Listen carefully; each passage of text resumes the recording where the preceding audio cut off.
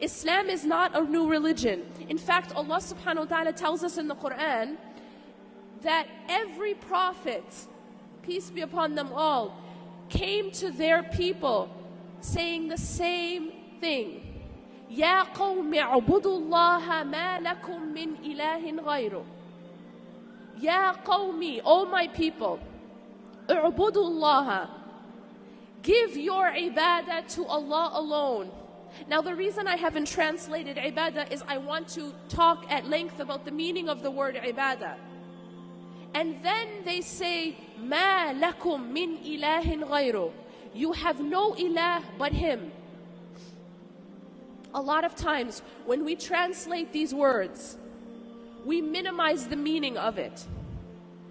Now, first thing I want to clarify is that the meaning of the word ibadah has been limited for many of us.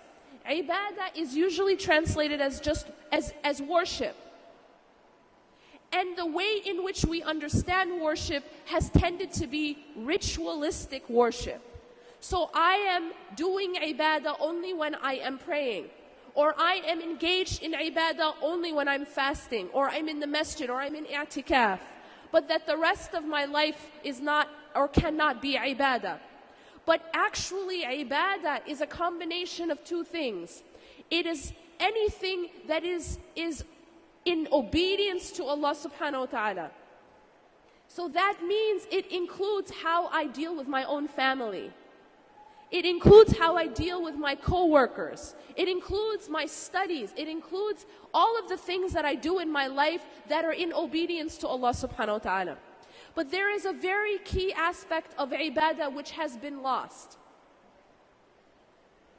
You know, we have this certain way about us in which we teach Islam, and we've kind of minimized Islam to be a list. It's a list of haram and halal.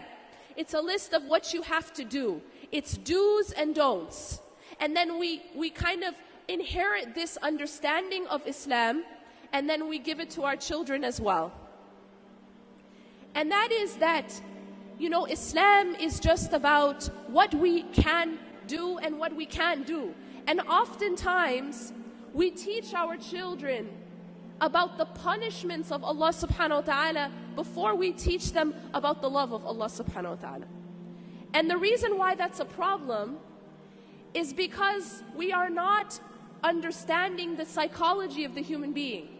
See, the psychology of the human being is, if I were to ask you to bring to mind that person in your life that you love the most. Everyone loves something. Even the most evil person loves something. Maybe for them it's wealth, maybe it's power.